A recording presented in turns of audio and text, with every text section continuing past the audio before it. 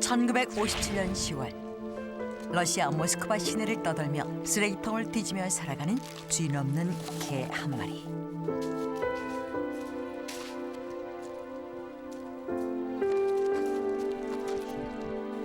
어느 날 햇볕이 따뜻하게 내리쬐는 곳에서 먹을거리를 찾고 있던 녀석은 하얀 옷을 입은 남자들에 의해 잡히고 말았다.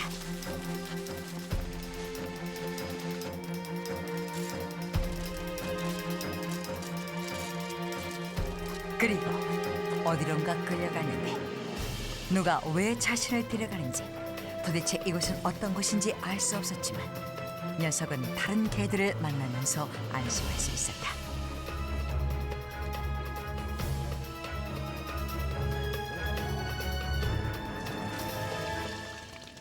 그들은 깨끗하게 목욕도 시켜주고 주사도 맞히고 맛있는 음식도 많이 줬다. 갇혀있긴 했지만 잠자리도 편하고 따뜻했다. 그들이 왜 녀석에게 친절하게 대하는 것인지 녀석은 알 도리가 없었다. 마이카. 하지만 녀석에게 짖는 개라는 의미의 라이카라는 이름이 지어진 후부터 녀석의 생활이 조금씩 달라지기 시작했다. 좁은 상자 속에서 가만히 있기 훈련이 매일 반복되었던 것. 이 훈련을 왜 하는 것인지 영문을 몰랐던 라이카. 더욱이 이 훈련으로 인해 반세기 후에도 자신의 이름이 사람들에게 기억될 것이라는 사실도 전혀 알지 못했다.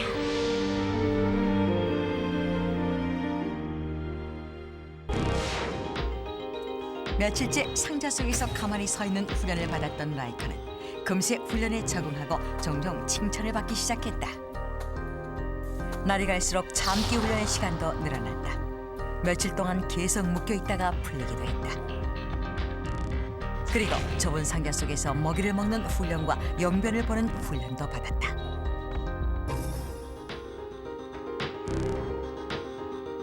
함께 훈련을 받던 다른 개들이 하나둘 안 보이기 시작하고 라이카 혼자서만 훈련을 받게 될 때였다.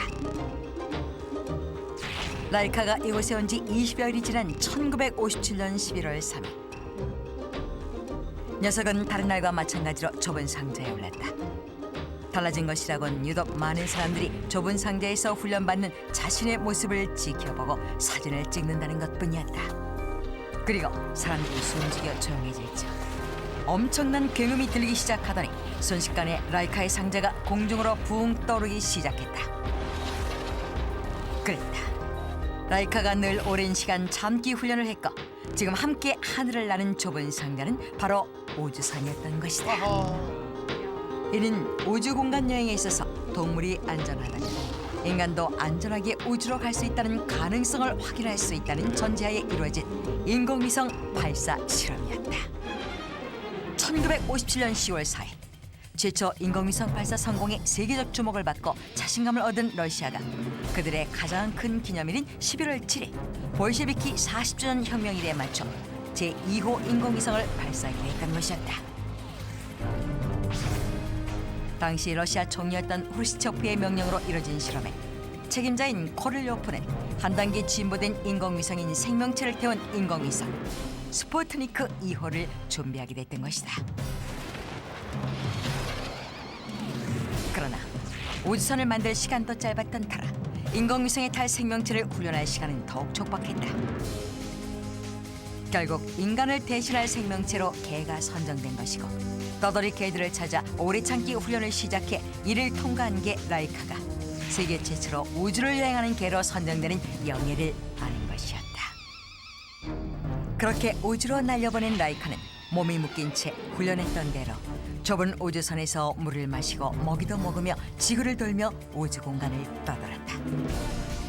그리고 라이카는 우주 비행을 하는 내내 신체 변화 데이터를 지상으로 전송해 우주에서도 동물, 생물체가 얼마든지 살 수 있다는 것을 확인시켜주는 계기를 마련해줬다. 발사 후 7일째 러시아 정부는 라이카 실험에 대해 공식 발표했다. 그런데 스푸트니크 2호에 탑승했던 게 라이카가 발사 일주일 만에 사망했다는 소식이었다. 과연 어떻게 된 일일까? 그랬다. 사실 라이카의 죽음은 예견된 것이었다.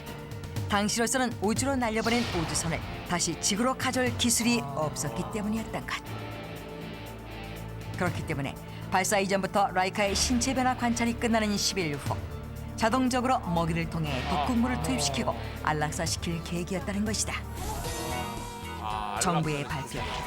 사람들은 우주에서 죽음을 맞이한 라이카에게 애도를 표하며 세계 곳곳에서 추모곡이 만들어지기도 했고 라이카가 우주 개발에 기여한 것을 영원히 잊지 못할 것이라고 말했다. 그와 더불어 라이카의 실험으로 지구 생물이 무중력 상태에서도 온도와 습기만 조절되면 인간 역시도 우주에서 생존할 수 있다는 사실이 입증됐다며 앞으로 유인 우주 비행의 시대가 열릴 것이라고 자측하고 나섰다. 그리고 스푸트니크 2호가 지구를 2571번째 돌고 있는 1958년 4월 4일 라이카의 시체가 있는 우주선을 대기권에서 폭발시켜 우주 속으로 흩어져 버리게 하는 것으로 성공적인 지구 생명체 우주여행 실험을 마쳤다고 러시아 정부는 최종 발표했다. 이는 4년 뒤인 1961년 4월 러시아가 인류 최초의 우주 비행사 유리 가가린의 탄생을 성공시키는 밑거름이 되는 실로 엄청난 성과였다. 그러나 2002년 라이카 실험에 대해 러시아 정부를 믿지 못했던 미국과 스푸트니크 2호 미션에 참여했던 익명의 러시아 과학자로부터 충격적인 사실이 폭로됐다. 최초의 우주 비행기인 라이카는 알려진 바와 같이 1600km 상공에서 일주일 동안 우주 여행을 마친 후 독극물이 들어있는 식사를 하고 편안하게 죽음을 맞이했던 것이 아니라 발사 당시 스푸트니크 2호의 엔진 굉음과 진동에 겁을 먹고 발버둥치던 라이카는 위성 발사 시점에 심장 박동이 3배나 빨라졌으며 발사 중 단열재가 떨어져 나가 위성 내 온도가 섭씨 41도까지 올라갔다는 것이었다. 그럼에도 불구하고 라이카는 후련을 받은 대로 음식을 먹는 등 생존 신호를 보내왔다고 했다. 하지만 스트레스를 받아 7시간이 지난 후에는 더 이상 생명 신호를 보내지 않았다고 전했다. 7시간 살아있어. 외롭고 무서웠을 라이카의 우주여행은 그렇게 종지부를 찍었던 것이다. 실험에 실패했음에도 불구하고 이러한 러시아의 거짓 성공 발표는 당시 미국과 러시아의 양극 체제라는 시대적 상황 때문에 미국을 의식한 러시아가 자존심을 지키기 위한 결과라고 해석되고 있다. 그렇게 최초로 우주여행을 했던 지구 생명체인 라이카의 최후에 대한 진실이 50여 년 만에 세상에 드러난 것이었다. 전 세계 사람들은 라이카의 안타까운 죽음에 애도를 표했다. 러시아 정부는 최초 우주동물 실험과 희생을 기념하기 위해 모스크바에 라이카 동상을 건립하였다. 진짜 한 업적이 크네요. 하지만 라이카의 실험을 시발점으로 그 후에도 수많은 동물들이 우주 실험에 희생되고 있다.